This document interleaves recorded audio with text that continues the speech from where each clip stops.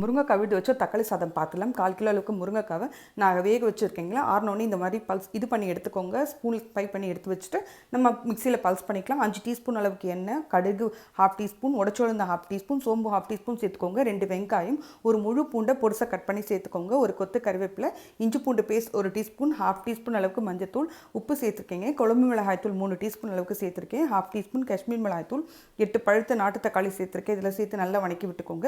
இது வந்து முருங்கைக்காவை பல்ஸ் பண்ணிவிட்டு இதில் சேர்த்துக்கணும். நல்லா வந்து குழஞ்சி வந்த பிறகு நம்ம இதை சேர்த்துக்கலாம். இதில் இருக்க தண்ணியை நீங்கள் வேஸ்ட் பண்ண வேண்டாம். சூப்பாக கூட குழந்தைங்களுக்கு உப்பு போட்டு கொடுத்துடலாம். சூப்பராக இருக்கும்.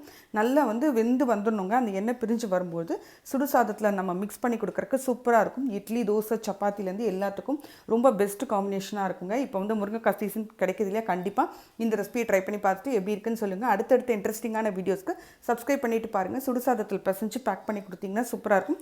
இதுக்கு வந்து சிம்பிளாக அப்பளம் வச்சு சாப்பிட்றக்கே டேஸ்ட்டு சூப்பராக இருக்கும். லைக் பண்ணுங்கள், ஷேர் பண்ணுங்கள்.